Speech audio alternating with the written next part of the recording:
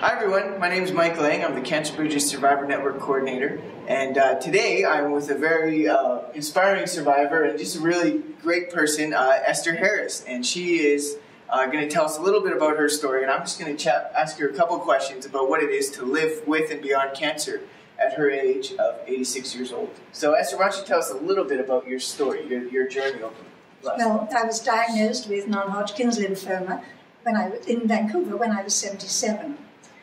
And the specialist, after I had had the tests that I went to see, didn't give me very good news, because he told me what I had and that there was chemotherapy, there were drugs to treat it, but unfortunately he said at my age they would kill me. So I didn't know exactly how to react after that, because I went home and he just had told me that I had to come back for tests in 3 months from that time. But I contacted my daughter, who was living in Calgary at the time, she and her husband, and I didn't quite know how to break the news that I had just received a death sentence. However, we talked about it. She came down to see me in BC. And I decided to move up to Calgary and to live here for as long as it took until I died, I suppose, which was quite imminent as far as I was concerned. However, my family doctor that I registered with here in Calgary sent me to one of the hematologists, one of the specialists here at Tom Baker in April of 2004, and shortly afterwards I started on a course of chemotherapy treatment. But that was over 8 years ago, and I'm still here. And I've had other chemotherapy treatments since then, and I've had other cancers since then. I had a bowel resection in 2008, 4 years after, and of course I'm still here. But then within the last year, I've had 2 radiation treatments, 50 daily radiation treatments altogether, on head, face and neck, because of cancers appearing, extruding from my skin, like squamous cell cancers and cancers under my skin. Yeah. Wow. And I'm still here. And you're still here. So it's been a very long and I'm sure very difficult journey. Yes. The chemotherapy treatments, of course, and the radiation, the burns afterwards, when you have such a lot. But it's amazing, isn't it, how the body heals. Yeah, it's incredible. In very short weeks afterwards, or at least mine did, and I was lucky. Yeah. So for all the people watching, it's a pretty incredible story. To go from being given a death sentence to living 8 years to almost 86 now. So what does it mean to you to live with and beyond cancer? What does that idea mean? It changed my outlook, of course. I think it does for everyone. And I no longer look ahead. Well, I don't look ahead rather than the next day, perhaps, because if you have an appointment every day with the radiation technician, you have to look to the next day. But I don't really look ahead, even now they're finished.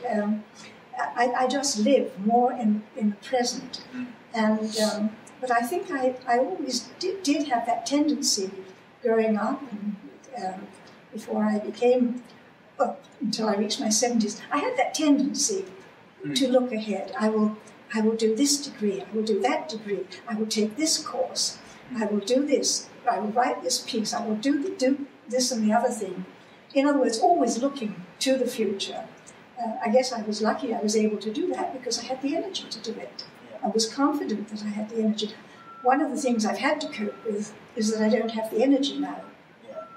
So I can't look forward to writing the great Canadian novel. Forget it. Yeah. Oh, man. Well, I guess another question that I had for you is the whole idea of, I guess, what have been the main things that have helped you through these past 8 years to live the best life possible? Because I think that that you are living the best life. Yes, yes, I like my life. Yeah. So what are the main things that maybe could help other people that you've been able to do? Well, moving to Calgary to be with my family, even though then I was pessimistic and thinking it wasn't going to be for very long, but I thought they would be there at my death. But now I'm finding that they're here for my life. I participate in a lot of their activities.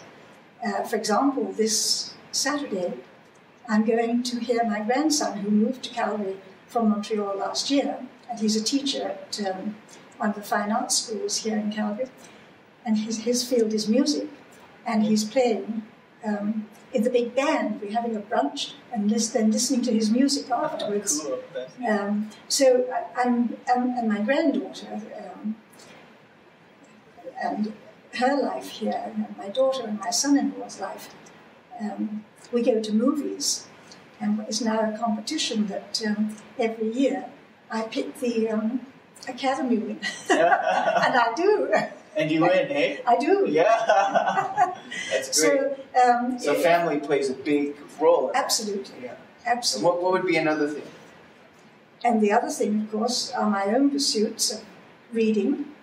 I'm a great reader, always have been, and writing, and participating in community events and things like I write, for example. I'm published in the Creative Aging Calgary Society's newsletter, and they have a number of programs in seniors community centres in Calgary. And the one I've been to and the one I'm in contact with is the Garrison Green Community Centre, and they have a lot of professional people for phys ed, as I used to call it, and writing programs and painting programs, lots of things that even if you're not a resident in Garrison Green, you can go there and just pay a nominal fee, $5 a course or whatever, or a session, and participate. Yeah. So, and I also live in a seniors condominium where we have a lot of public places, like the games room, where there's a big billiard table and the Wi-Fi. And, no, we, that's it. I get them all mixed up. The only technological things I concentrate on that I would like to be buried with are my computer and my BlackBerry. Yeah, you use BlackBerry. Oh yeah, I text, but I can't keep in touch with my family unless I text them. They don't answer the phone, and they certainly don't answer emails anymore. That's funny. That's funny. Well, so it sounds like, there's a lot of things that have helped you through this long and painful and difficult journey, but that your family, being able to take time for yourself and follow some pursuits that you find very life-giving. And sharing things with the family, not just going to dinner. I mean, eating with them is important, of course. But and many of the time I've been terribly embarrassed when I finished one course of radiation treatment, and I had these terrible burns and these terrible squamous cell extrusions, and you look a mess on your face. You can't hide that. But I remember I wrapped my head in bandages so that I wouldn't discuss them eating with them. And they used to tell me, "Don't be so stupid, Mother." We know what's going on under the bandages. Yeah. But you begin to feel self-conscious, and I did anyway. But then, with their help, I took everything off and said, "To heck with it. This is ridiculous.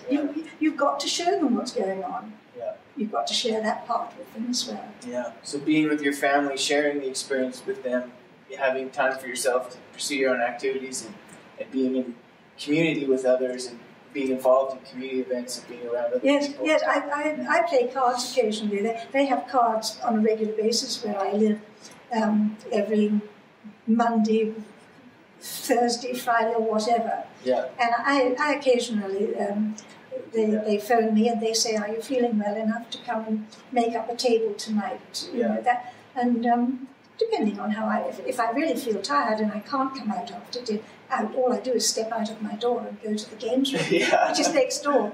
But yes, And that's another thing, of course, that the tiredness. And I never know these days. That's the trouble with being old and with cancer. You never know whether your tiredness is due to old age or the struggle with cancer. With cancer. You don't know which one to choose. Well, I do. I keep putting it down to old age. Yeah. Well, that's funny. Well, maybe I do want to ask you one last thing. And, obviously Esther is a great example of living with and beyond cancer. That's the whole idea of survivorship. And I guess I had one more question for you. And I think you would say this is a big part of your history, growing up in London, England, in Cockney District. Oh, yes. And what I guess would be the main thing that you've learned from your long life, that's helped you deal with this? And I'm thinking specifically of the humor that you exactly. I was going to say the humor, but that's not the whole story. I mean, because humor comes and goes, but so does weeping, tearfulness. I mean, all the other things which you have to acknowledge. I mean, I've always had trouble with this business of the glass half full, which is my daughter's philosophy. And we have many discussions about this, and I say, no, realistically, it's half empty as well. It is. I mean, you can delude yourself that it's always half full, but that's not the whole story.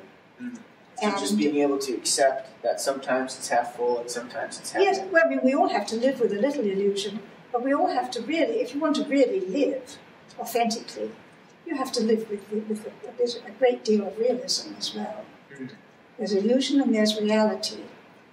And it's easy to, especially when you're striving to be a survivor. Except that I don't think of it as striving, because that to me, again, I hear a lot of people talk, especially where I live. We're all at the end days of our lives.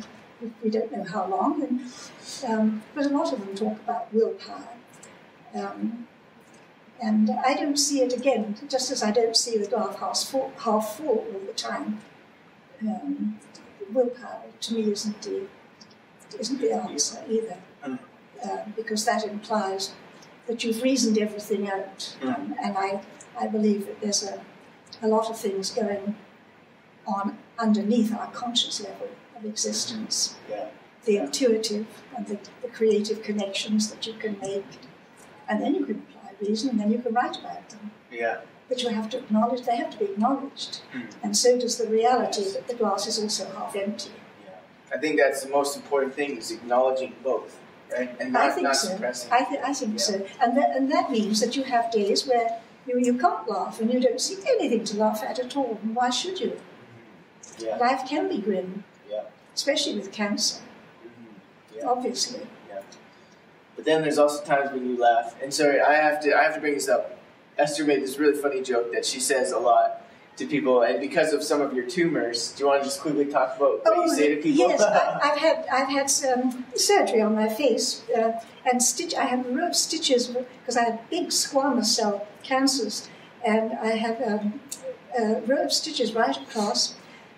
And 2 or 3 weeks ago, I had a lump here which I had to have surgically removed. So of course I've got a line, it's just healing, of stitches across there. And people in my building, when I go downstairs, and they're all sitting in the lobby having coffee or whatever, and they may say to me, "Oh, Esther, you're looking very well today." And then I tell them that that's because I've had all these facelifts, because when the surgeon, well, he told me this, he was going to lift the skin up and to do the repair, from where he cut out, did the surgery. And so of course I came out with the stitches, but a nice smooth brow. I know, you have no wrinkles up here now. So of course when my neighbours tell me I'm looking very well, I tell them that it's due to all these facelifts I have. Oh man! Well, thanks so much. I think we went over 5 minutes. We might have gone over 5 minutes, but it was worth it. You had a lot of great things to offer. The family connection. The taking time for the pursuits and interests that you love. The spending time in community, using humor, but also using realism. Acknowledging the realistic aspect of the cancer, which was given to me right from the beginning. Maybe I didn't stress that. I mean, I think that's it. Given to me right at the beginning. We can't do anything for you. And yet when the oncologist said to me when I started the radiation, this is not a cure, I didn't feel, it didn't stab me the way that almost 10 years before. The hematologist has said to me, we can't give you any drugs, so they'll probably kill you. And I know that perhaps the radiation isn't a cure in the sense that it'll all go away. But it's not going to stop you from living your life. It's not going to stop me from taking another dose of radiation if I have to. Yeah. Well, that's really... And it didn't... Now and this is the first time I've thought about it. It never really affected me the way it did 10 years ago. I was convinced of it. So, I don't know, I was convinced I was going to die. I came up here to die. And I haven't died, have I? No. You're sharing all this great stuff with us. So, well, we better shut it down there. I think we have gone more than 5 minutes. But Esther, thank you so much for being here. We really appreciate it. Thank you for inviting me. Yeah, and for all you guys out there who may be watching this video, read the Creative Aging Journal, and you'll get to read some of Esther's writing. So, and there's also, we'll put underneath the links here, we'll put a bunch of different things that you can get involved in. But yeah, thank you so much for sharing that wisdom with us. My pleasure. All right, great, thank you. See you guys.